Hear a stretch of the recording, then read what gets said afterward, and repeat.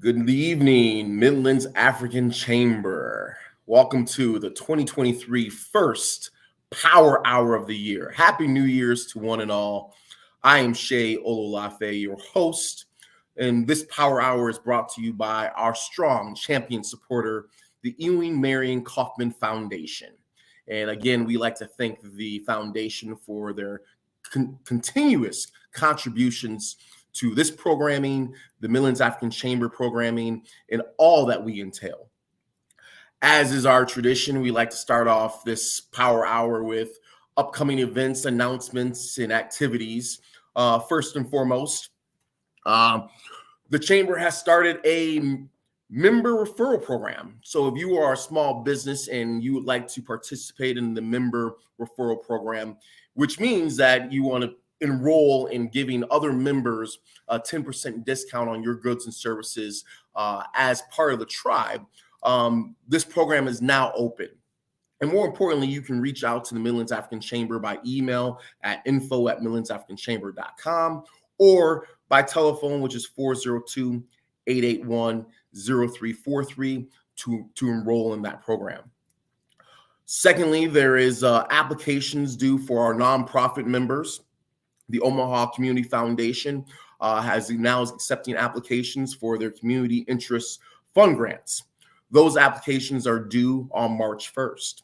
So you do not want to miss those opportunities if you're a nonprofit and you're looking for funding to tap into that resource. Additionally, the Midlands African Chamber has partnered with the Nebraska Enterprise Fund for a ongoing year-long legal series for business owners. It's a monthly sessions brought to you by the Nebraska Enterprise Fund, partnering with Klein Williams. And those sessions are trainings every month, in person or virtual. You can come to the Midlands African Chamber website to find out more information on how to register for those events. Next is the Block is now accepting nominations for its 2023 50 Over 50 Awards. Nominations are free, and those nominations the deadline for the nominations is due on May 19th. So if you have somebody that's 50 over 50 and you believe that there would be a good representative of somebody who's doing things in our community, this is an opportunity for you to nominate them. Last but not least, Grow Nebraska Women's Business Center is opening up their cohorts for business training. It's their Snap and Boost program. Those trainings they consist of 6 weeks, in person or virtual. Each cohort only has 20 participants. So if you are interested in that, you definitely want to tap in and get involved in these cohorts. You might ask me why. And quite frankly, the participants in these cohorts are issued grants to cover not only setup costs, but also new business startup costs. And so the first cohort deadline is February 14th. That's another opportunity you do not want to miss. Now, with 2023 just kicking off in 2023, and we just went through Martin Luther King Day and celebrating the contributions that we have made, and there's much more to go. And to start off the Power Hour 2023, I bring you none other than the Battle of the Balance Sheets. And today with me, I have two strong professionals in the Omaha community. First is Michael Beverly, who is the Chief Financial Officer of the Boys and Girls Clubs of the Midlands. And then second, we have Malinda Williams, the President and CEO of Omaha 100, which is a community development financial institution, if I have that correct. Is that correct, Malinda? That is correct. All right. I'm starting 23 off strong. There we go. I'm starting off strong. So without any further ado, we're going to start off with a battle. And the battle is of the balance sheet, because too often we have this understanding of, we don't necessarily have the financial literacy. But what Power Hour is about is not just financial literacy, it's about wealth literacy. In order to understand wealth, we have to understand the fundamentals of a balance sheet. So without any further ado, Michael, can you please explain to me a balance sheet? Absolutely. First and foremost, thank you for the opportunity. I look forward to presenting with my co-host here, Belinda, and going through a balance sheet. So before we go into this, let's kind of set the stage and be able to understand what a balance sheet is. So in essence, a balance sheet provides a summary of a business at any given point in time. It's a snapshot of a company's financial position, which is broken down between assets, liabilities, and then owner's equity. When you're looking at a balance sheet, it can be looked at internally and externally. So if you're looking at it internally, that would be you as a key stakeholder. You would look at your balance sheet to be able to understand, okay, where am I at financially regarding my assets, regarding my liabilities, as well as my equity. Externally, this could be used for if you're looking for a loan, as well as investors. They're going to look at your financial information. They're going to be able to look at important metrics from a balance sheet. Those important metrics will include liquidity, profitability, as well as your debt to equity ratio. So without further ado, let's go right into the first component of your balance sheet, which would be the assets. Again, I want to make sure I'm giving definitions here so you all understand what we mean by asset, liability, and owner's equity. So I will start with a definition of an asset. So an asset is defined as anything that is owned by the company, and holds inherent equitable value. Okay, so let's start with our current assets. So for a business, when you think about your current assets, this will usually entail cash. This will be any prepaid expenses. This will be inventory, any marketable securities, which we would include investments, as well as your accounts receivable. I will hand it over to my co-host that will then go in the components of a personal balance sheet and what that would include for your current assets. Thanks, Mike. So when you think about a personal balance sheet, especially as an entrepreneur, it can be sometimes difficult to delineate between the business's balance sheet and your personal balance sheet, whether you're considered an owner, an employee of that business. And again, with any balance sheet, no matter where you are in business, it's important to have a good idea of your numbers. That part is critical, whether it is keeping track and setting goals, or if you're applying for business loans, personal loans, any of that stuff, you want to know your numbers and know what your balance sheet has. So when it comes to the assets of your personal balance sheet, that's going to be all of the things that you're building and creating savings around. So that can be anything from your retirement plan, if you're currently working and maybe your business is more of a side gig than an actual LLC or an incorporated. You're going to want to take inventory of all the things that are of value to you for your personal asset side on the balance sheet. So again, things like real estate or personal things that you own, your vehicles, anything like your retirement accounts, as I mentioned, savings accounts, other investments. Those type of things would definitely fall under the asset side of the balance sheet as you're taking inventory and considering where you today with what you're building. And then as you're setting goals and thinking about moving forward, you know how you want to develop that financial plan to get there when you know where you're starting from. Absolutely. And so we can kind of take a step further here. I know often we have business owners that'll say, okay, well, I own a vehicle, and me owning that vehicle, I can look at that and say, well, that's a business asset. When you look at a business asset, to be able to determine between whether it's a business asset or a personal asset, you start thinking about ownership. So what I mean by that is if the title is in your name as the person, you are technically the owner. Now, if the title is in the business name with the EIN attached to that, that business is now the owner of that specific asset. Same thing for a mortgage. If that mortgage or the lien or anything that's on that home is in the business's name, that is a business asset. If that mortgage is in your name personally, that is your asset. And so we try to make sure we differentiate between the two because we have oftentimes, especially when I was in public accounting, you have clients come in and say, well, I want to be able to deduct this on my taxes because I paid for these particular things. And it's like, yeah, you pay for them, but that's not a business. That's not a business expense. You pay for that with your own wages that then became an expense, a personal expense, and not so much a business expense. And so as we go right back into the balance sheet and looking at the assets, as a business, you also can have vehicles as an asset. You also can have homes and land as assets. But again, those have to be in the business name to then be quantified and classified as a business asset. Okay? Out of curiosity, when a business owner is beginning, right, and maybe not necessarily having delineated the difference between, their personal versus, in fact, generally you're finding most entrepreneurs are using their personal assets and personal to fund the business. Mhm. So at what point in time can somebody, or does somebody, for instance, computers or technology, cell phones, things of that nature, transfer over to the business side of things as opposed to keeping it simply on the personal? Absolutely. I think this is where we get into that favorite line of taxes.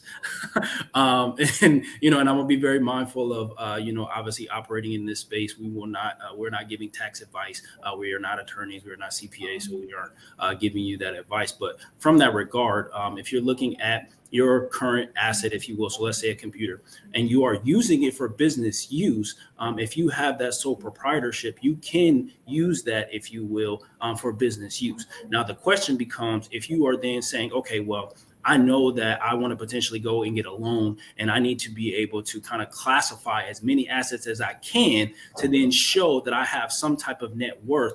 That's when the conversation becomes, okay, if this computer is worth $1,000 and it looks better on my business than it does personally, then I'm going to then transfer ownership to my business. So then I can then show that as an asset for my business. Same thing for a home. If you got more equity in your home, you're like, let me see if I can be able to kind of figure out something on the business side. Then you can transfer that over to the business to then be able to show that you have that net worth to then go, talk to Malinda or talk to someone else to get some funding. Awesome. So I guess with that being said, it kind of rolls us into liabilities, I think, now that we've covered the asset side for both personal and business. So Michael, if you want to kind of start. Absolutely. So just like I did assets, I will give a definition for a liability. So a liability is the opposite, if you will, of an asset. So on a liability, you have a financial and legal obligation to pay an amount of money to a debtor, which is why they typically tally it as negatives, if you will, on the balance sheet, which will have a quote unquote credit balance. Okay. So when you think about assets and liabilities, both have current and they have, if you will, non-current. So for a current liability, this would be any of your payroll expenses. This would be any of your rent payments, utility payments, debt financing. So what we mean by debt financing is any of your debt that's due within 1 year would be considered a current asset. So if you got principal and interest that's due within that first year, that would be considered a current asset. The other portion of that is then going to be considered your long-term liability, as well as any accounts payable. So if you got some vendors that you owe, and some money in your accounts payable that's owed, credit card payments, those particular things, that would be considered your current liabilities. And liabilities on the personal side are also very similar. They're going to be anything that is considered debt or expenses to you in your household, in your family. So short-term things, taxes, your mortgage, business debt, if you're the owner of the business, can be considered part of the liabilities to your household, if that's coming out of any expenses that you would have. And the assets and liabilities are considered the pillars of your financial house. Now we'll get into the cash flow and how that is the foundation of your financial house. But the assets and liabilities are really what you are working to build as an asset or reduce those liabilities so that you can increase your net worth.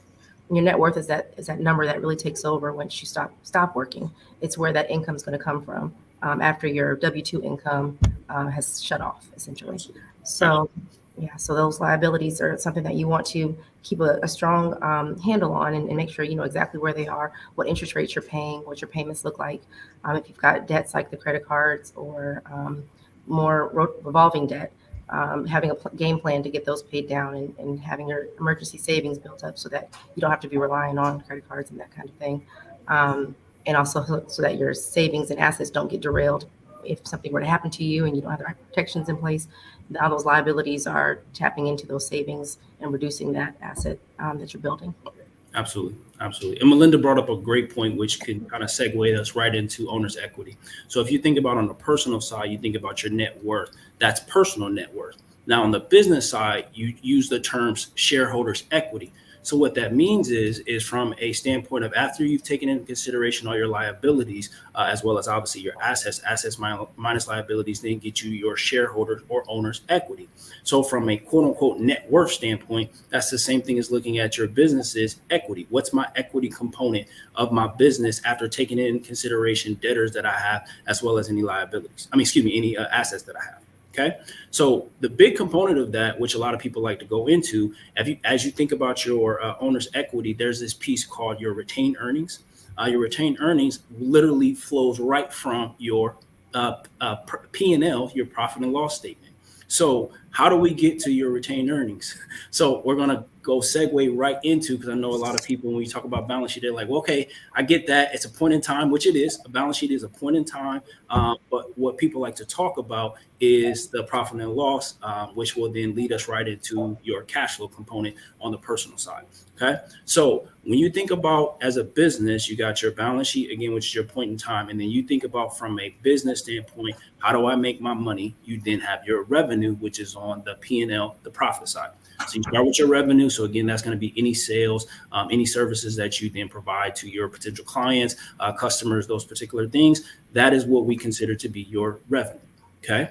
And then on the business side, you then have your expenses. Again, those are going to be things that you are spending money for to be able to run the business.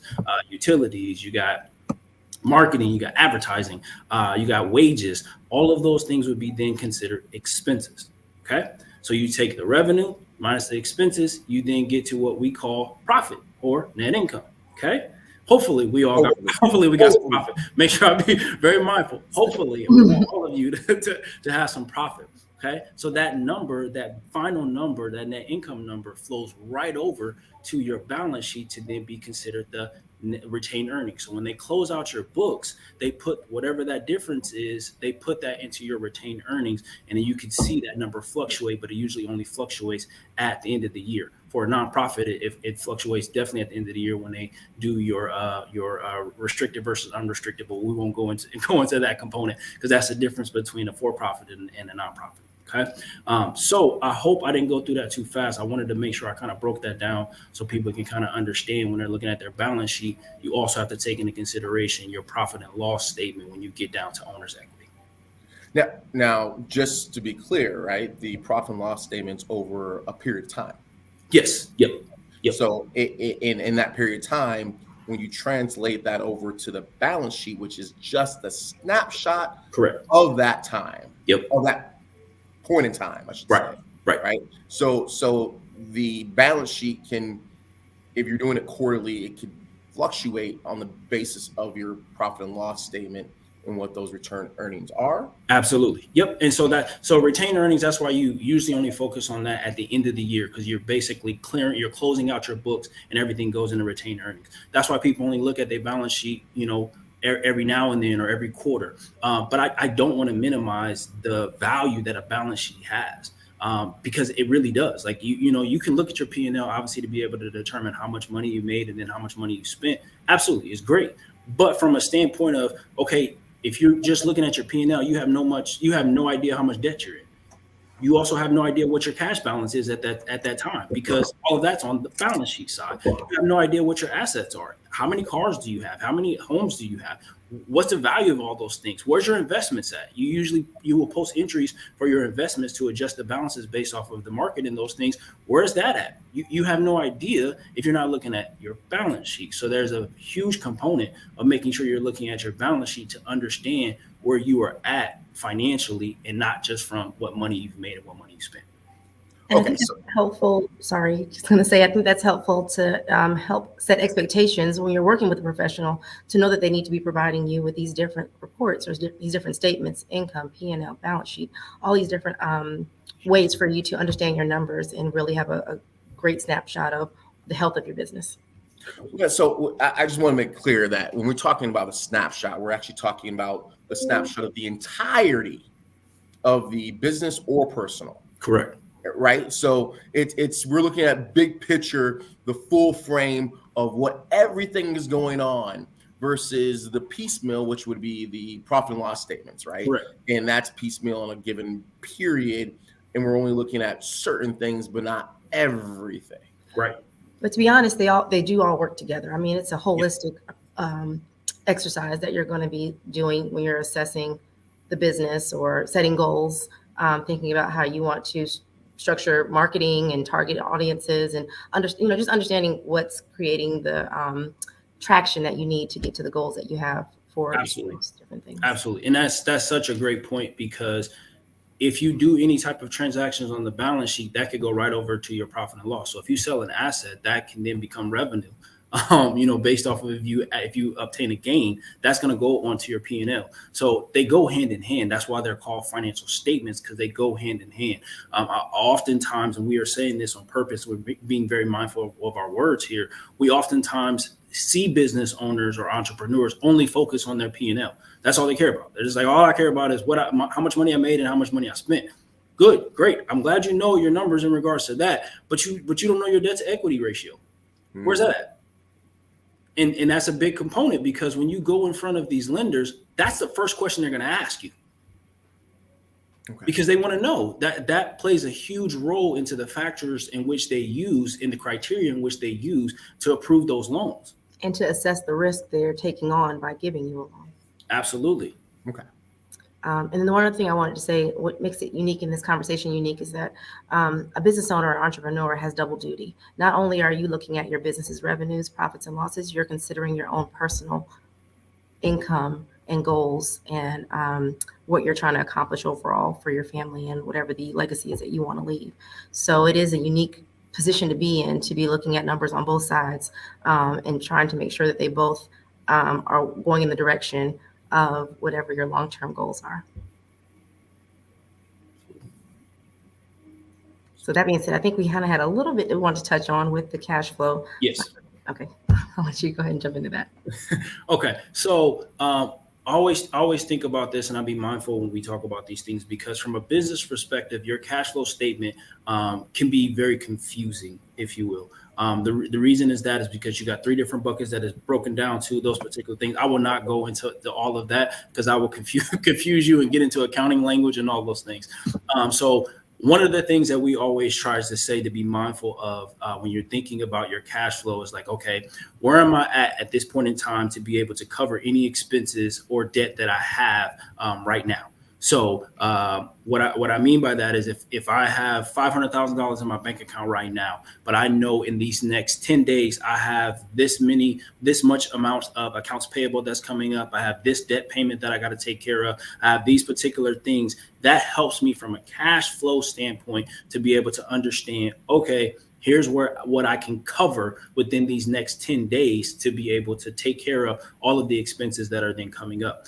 We also like to, especially from a business perspective, be able to understand at what point, quote unquote, at what point will you be out of cash? And so, from that regard, you start thinking about what is my cash reserve, if you will, that I can be able to sustain for the next 10 months, 12 months, 15 months, based off of where my cash value is and my cash flow is at this point in time. And that is really big and a very big component, that whether you're for profit or nonprofit, you have to understand that, because those expenses are coming. I mean, just like you think about a bill.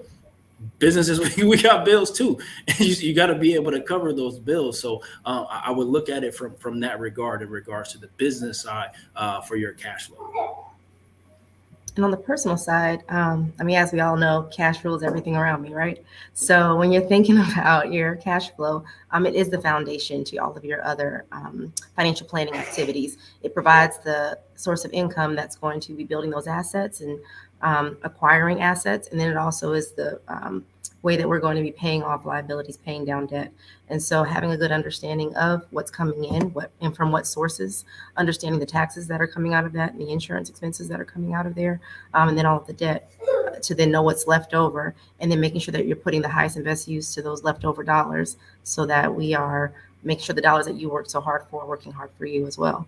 And then understanding which buckets, as we think about our short-term, intermediate, and long-term goals, with our savings and asset building, making sure we're putting the right amount of funds in those different buckets.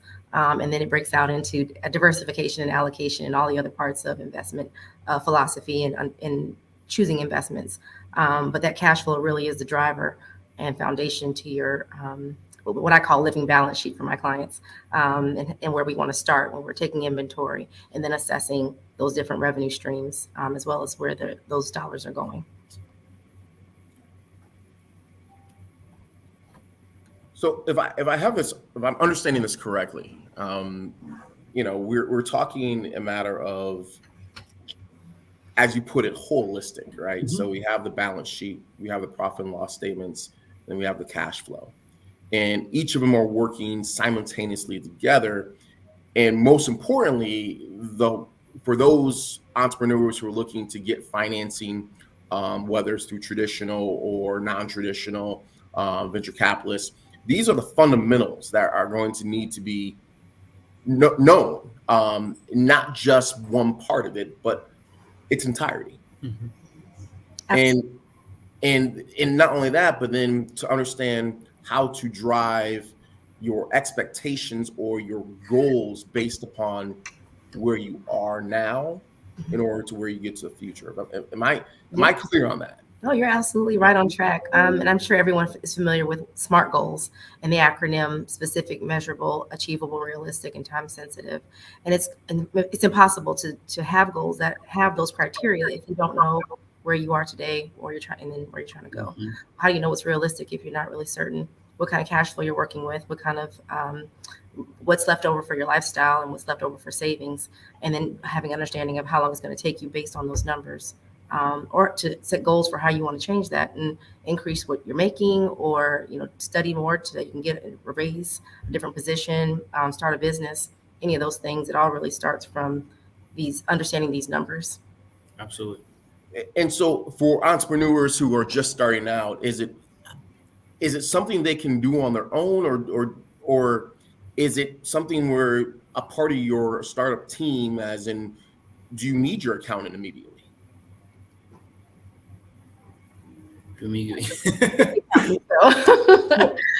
This question comes up a lot, and the reason it comes up a lot is because oftentimes you hear people and say, well, I can't afford an accountant, that's gonna cost me too much. I'm only making this amount of money in regards to my particular business, so I'm just not at that point.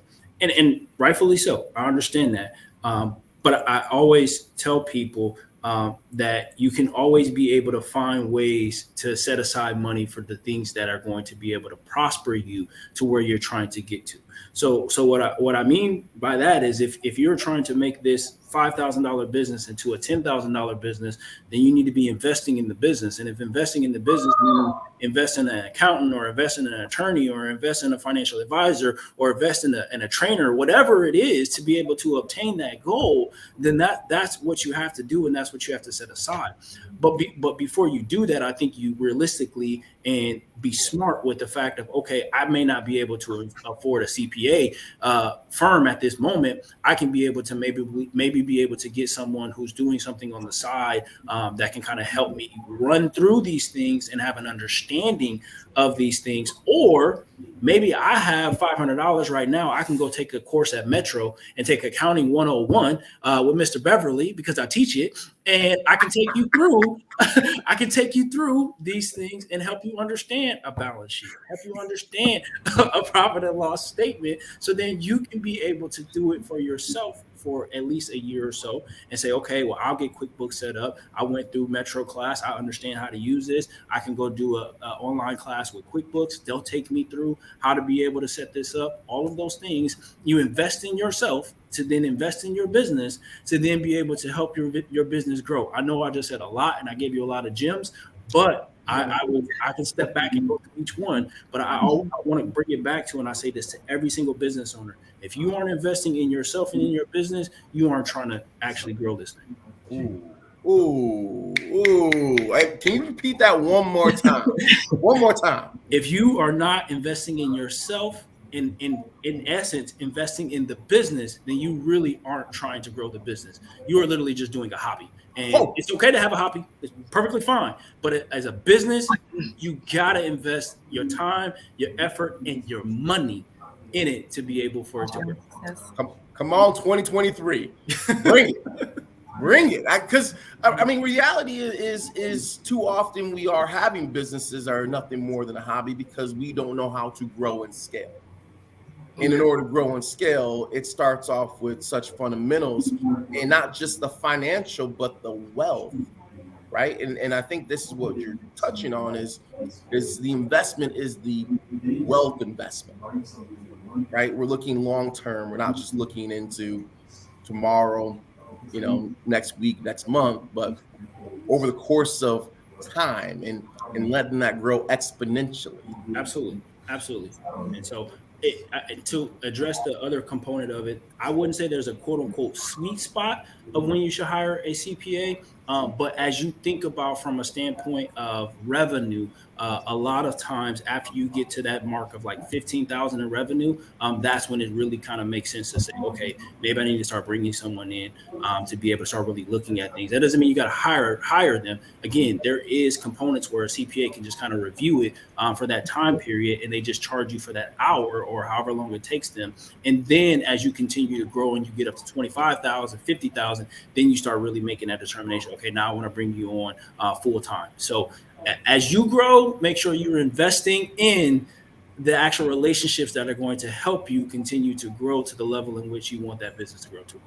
And investing both financially and time-wise, because there are quite a few resources in the community that they don't have a cost associated. So if you were to go to the SBA, Nebraska Business Development Center, Grow Nebraska, there's lots of resources that'll help look at these things and give you a preliminary consultation. Even there's financial advisors who will offer you an initial consultation to just get a better understanding of what you're looking to do, what's important to you, and how they may be able to bring value to what you're doing.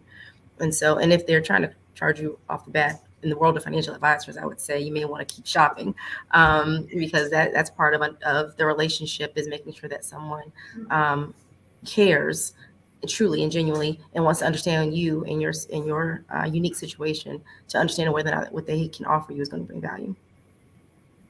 So, I mean, you both hit several gems, and I think it really does come back down to, we are autodidacts. We need to self-teach. And in self-teaching, we need to know where we start off with and where our level is. And maybe that level is taking that $500 course at Metro. Sign me up. As an attorney, I don't do math. I will tell you straight up. I do words, no math. But at the end of the day, you find somebody that does math, or you figure it out yourself. And there's a cost involved, both time or resources. And again, it's about investing in oneself.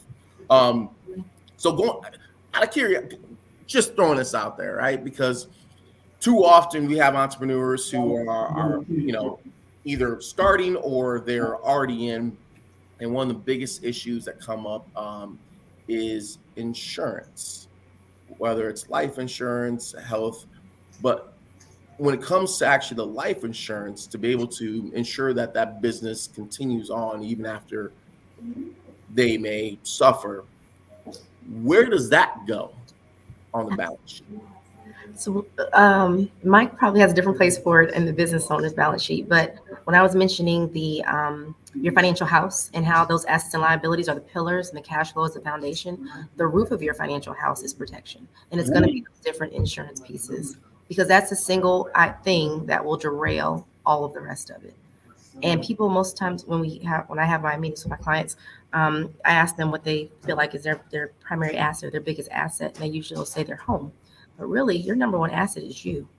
You are your primary asset. And if you are not able to continue to earn the funds that you need to continue to build those assets and pay those liabilities, it will totally destroy and no longer have a cash flow. None of the rest of it matters. So having the right protection in place is part of the first steps that we take when we look at where you are today, and then considering where we need to go and how we get there and what those steps look like. Having the right insurance in place, whether it is your property casualty, life insurance, estate planning items, personal umbrella policies, and if it's for your business, you want to be thinking about your key man insurance or income replacement, disability insurance, long-term disability. Those are all things that are going to be factors into protecting the things that you can't control and the unexpected. Absolutely. Absolutely. And from an accounting standpoint, those are technically considered assets, especially like your key management actual policy that you have for the key employees. The prepaid component of it is, again, called that prepaid expense. That, again, we talked about that. That's a part of your current asset. So that prepaid insurance premium that you're paying, that would be considered an asset. Also, if you think about if that hopefully no one dies anytime soon, but if that person leaves, that's a benefit to the organization, because they would get paid out whatever that term is for that particular insurance. So that becomes, again, an asset of the organization. And I always say this, and I say this because as a business owner, you're still a person, and you could use your insurance policy as a component of your net worth, depending on which policy that you have. So you got cash value life insurance policy. There's an investment component of it that you could technically use as a part of your assets. And I'll let Malinda, she's the licensed professional on this. But I have enough financial advisors and friends, and obviously working in the accounting space with CPAs and all that stuff. We learn all these different things. But there is a component of a life insurance policy that you could use, and it could be used as a component of your asset based off of that cash value of that life insurance policy at that time. Absolutely. That definitely hits the nail on the head. So, I mean, I think I'm just gonna some key words for going into 2023, and I love that, Malinda, because you said the number one asset is what? Is you. Is you. Yeah. Woo!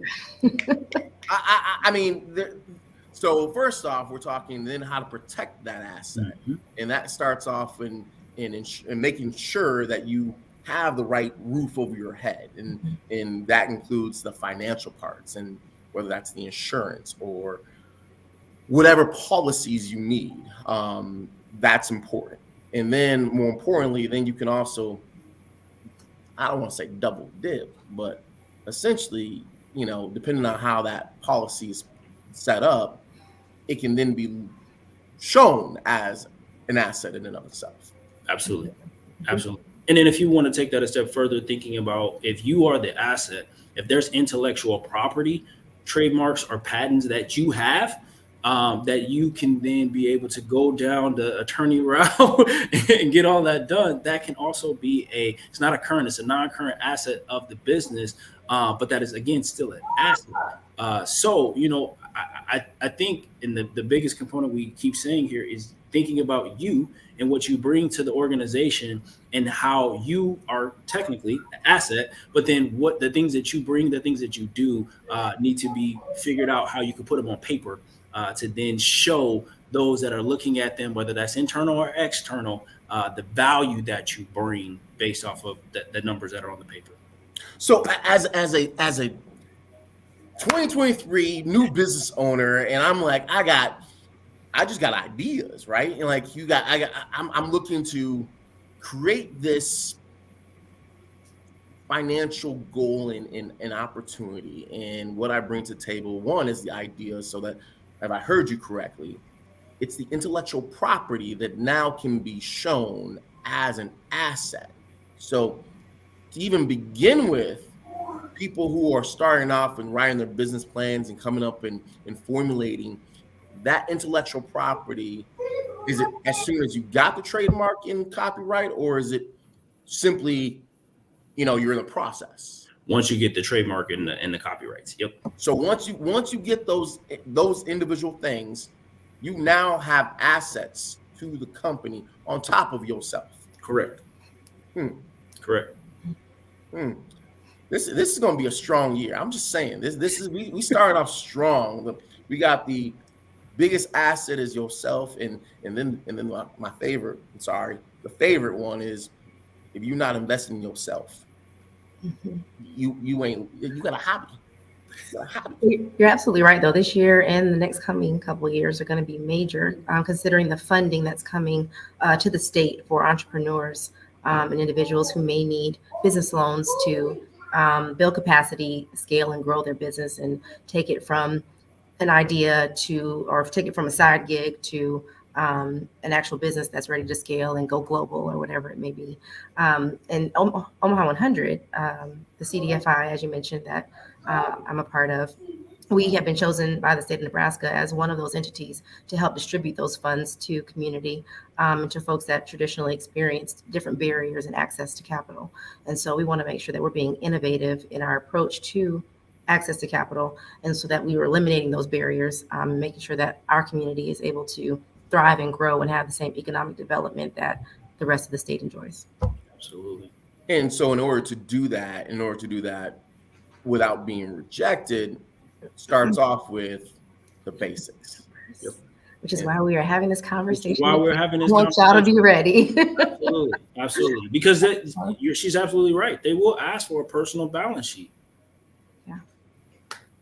And how many? So out of curiosity, Malinda, people come to Omaha 100. How many actually have everything you're looking for, or do most have to go back and be like, I got to start from the drawing board and search for all these records? Yeah, no, and that's the expectation, right? As a CDFI, we were created by the U.S. Department of Treasury because the government recognized that there was an extra level of care and education that needed to be delivered that the banks weren't doing. No shade on them. Like, the banks are in business and they have a thing to do. And so they created a designation that allowed for a nonprofit to do the lending, but also take that extra step to help the individuals they work with understand their personal financials and get that financial education, home ownership education, what they need.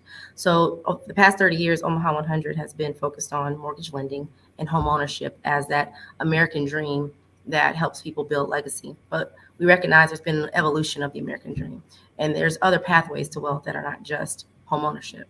And so that is why we have now expanded services to include business loans, debt consolidation, and connecting community to different resources, just being 100% committed to connecting community to capital, whether that's social capital, financial capital, all of those different things. So you have to have those numbers together. Most times when folks come in, they need a little help going back and understanding what all's needed.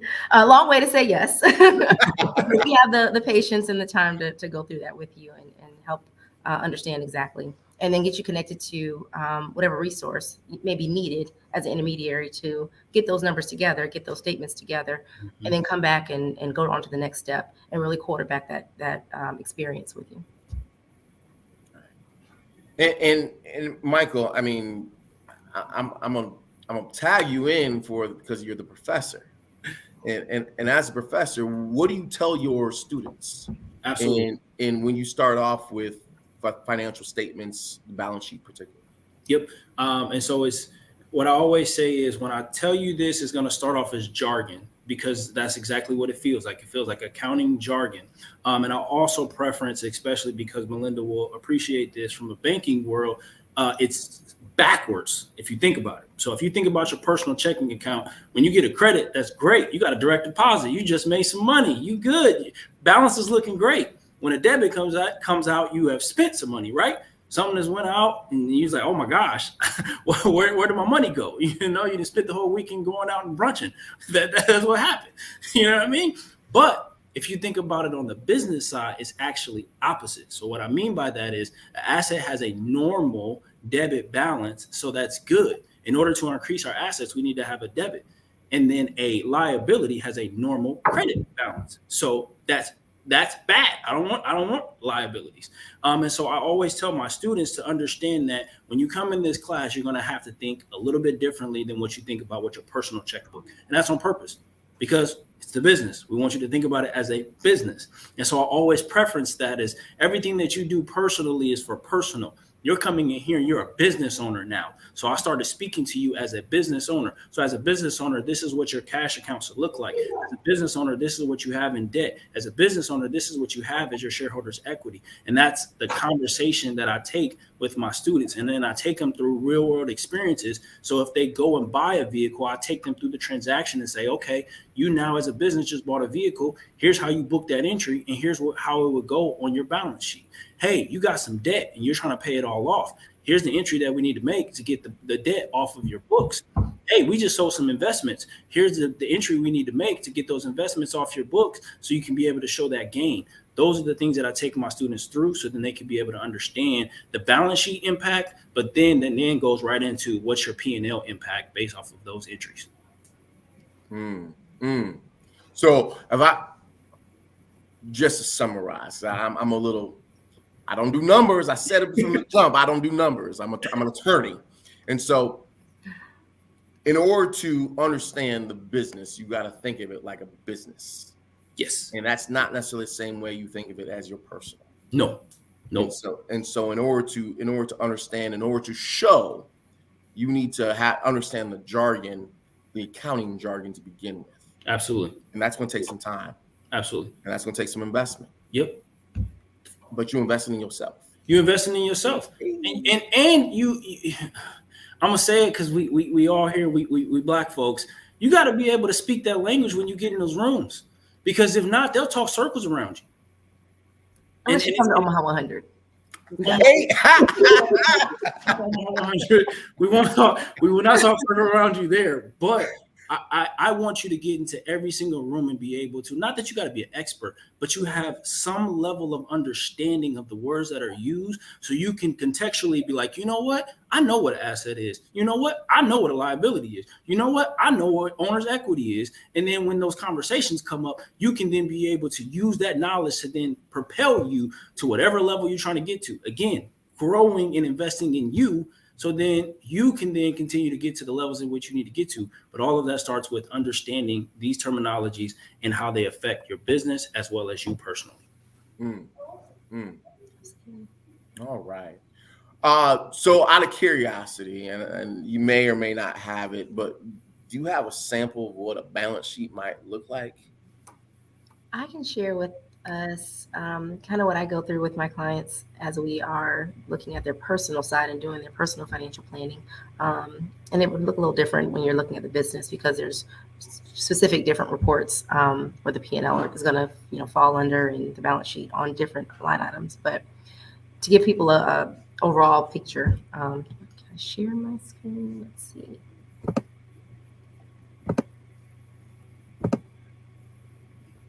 Uh-oh.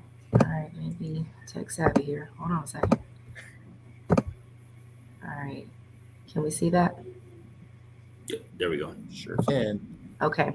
So, and it's a little small, so let's expand that out. Okay. So this just gives us a really good understanding of that cash flow foundation, the different items that you're going to consider when you're thinking about your cash flow, thinking about what you earn, all sources of revenue, thinking about your insurance costs and what's coming out of that revenue initially, your annual savings, any savings that automatically come out, whether that be going into a 401k, if you have a HSA or funds that automatically go into your savings, your debt and tax costs. So that's going to be all inclusive of your liabilities and taxes. And then that last block is going to give you what's left for lifestyle. So all that brunching that Michael was talking about and things that are miscellaneous, but also it helps you understand the black hole that the money is going into, because so many people sit down and do this exercise and they realize they, at the end of the year, every year they've got maybe $12,000 to $30,000 that's left over for lifestyle, and they have no way of accounting for it. They have no idea where it went. So really having a hold of these numbers and this image will give you an idea of the fact that those dollars exist and the fact that you don't have them allocated to a job within your balance sheet. You don't have them allocated to your savings, paying down debt, making sure you're funding your protection, all of the different items. And so this also helps you think about and jog your memory for the things that might fit into the different categories of the assets, the liabilities, and then think about your protection across the top. And protection isn't just insurance. Your estate planning pieces, and attorney, you jump in there. I'm not giving any attorney advice, but I'm just saying, having that will, thinking about a trust if it's appropriate, thinking about the power of attorney, the medical power of attorney, all those different things in place. Because again, while we can't prevent certain things from happening, we want to make sure we're prepared for them. And so having that conversation, thinking about those things, and especially the younger you are when you start thinking about it, the better, especially for insurance, because the younger you are, the better the pricing is that you'll get for it. And the more time you'll have for cash value building within those permanent policies. So it's never too soon to start thinking about your balance sheet. But also it's never too late. Even if you're already past the accumulation phase of life and you're more in distribution, which would be considered retirement, you still want to make sure you're living through retirement successfully, not running out of money or having the legacy you want long term. And so you want taking this assessment at any point it makes great sense, whether again, accumulation phase, distribution phase, or if you just have an idea as a business owner, or if you're already successful in business and thinking about scaling and growing. It's never too late to assess the business, take an inventory where you are, and think about the goals that you have and whether they are smart goals.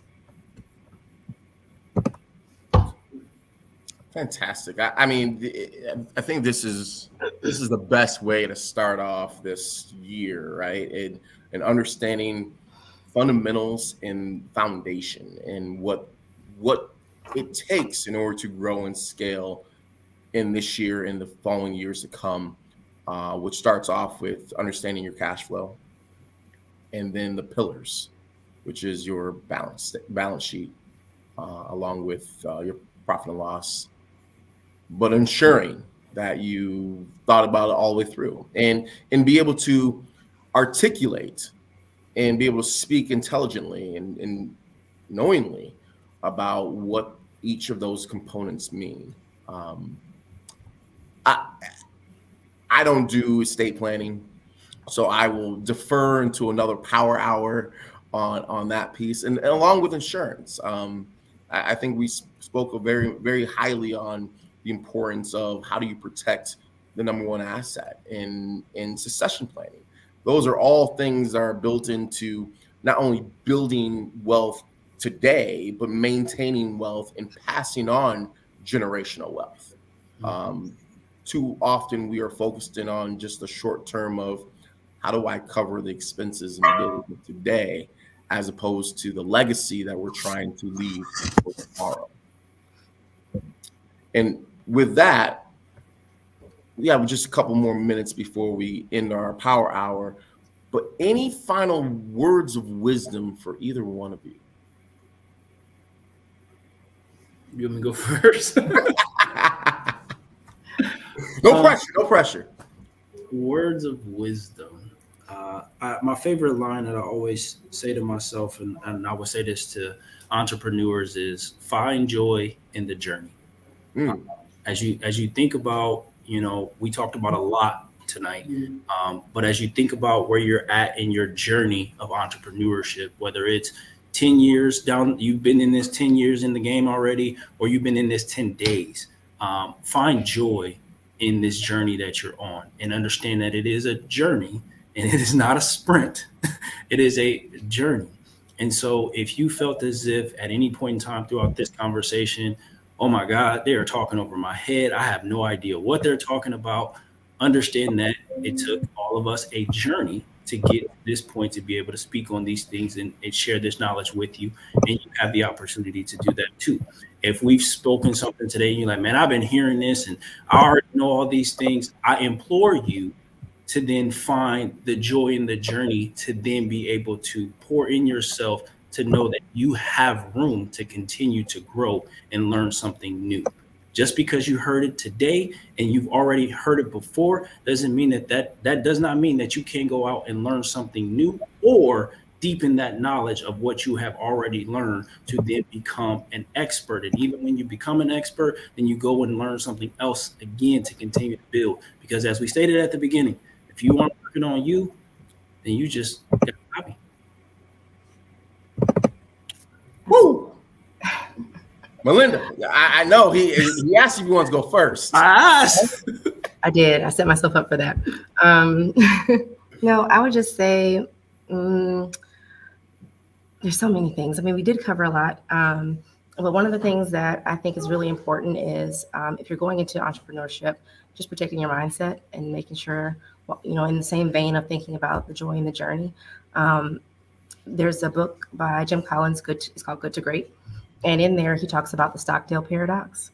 And that paradox says you must maintain unwavering faith that you can and will prevail in the end, regardless of whatever difficulties that you're facing. But at the same time, have the discipline to confront the most brutal facts of your current reality, whatever they are. And that's the resiliency and mindset that really is important when you're an entrepreneur, is maintaining that unwavering faith, having that vision, and going towards that goal, and assessing those things as those rocks and those things as you go along. So I would say this battle of the balance sheets was really one of those things that are going to help you on that journey. Have your goals in order and your vision for what you're wanting to accomplish really organized and structured in a way that you know for a fact that you're moving and making the right traction to get to them. Wow. I mean, both of you, I cannot thank you both enough for the social capital that you've imparted on our members, the community, the entire tribe of the Midlands African Chamber here tonight. This is the powerful way that we start off in moving economically and socially forward. And it starts off with understanding the fundamentals of the things that can help us invest in ourselves and to grow ourselves so we can grow our community. And I can find no better way to start off 2023. And on behalf of the Midlands African Chamber and myself, I thank you both so very much for your time, your dedication. And if anybody needs to get a hold of you, how may they go about doing that? Well, I'm right there on 24th and Lake in the Family Housing Advisory Building. Omaha 100 is housed there on the first floor. So please come in, stop by. We're here for the community.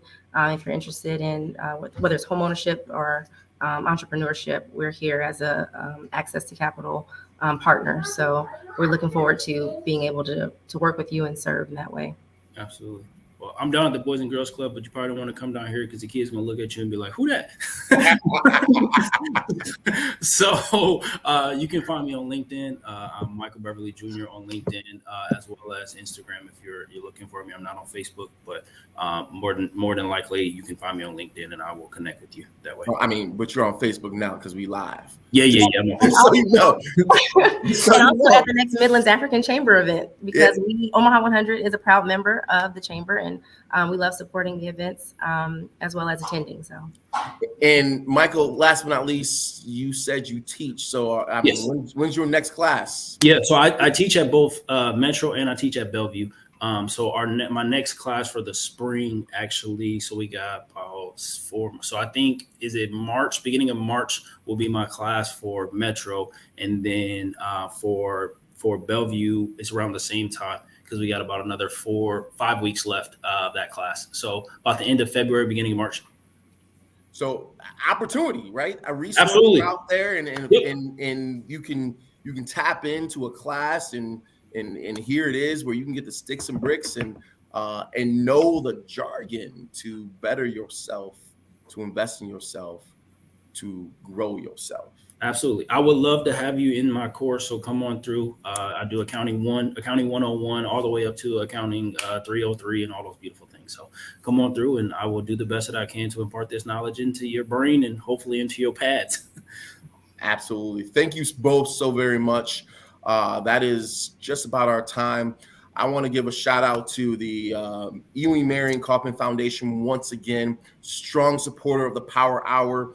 We are here to impart social capital on our members because we believe in connecting, championing, and empowering our community to be better than what we are. And I think the key word that was said by Malinda tonight was, we are resilient. Mm-hmm. And with that, until another episode of our Power Hour, I'm Shay Olawolafe. Thank you so much. God bless. And until next time.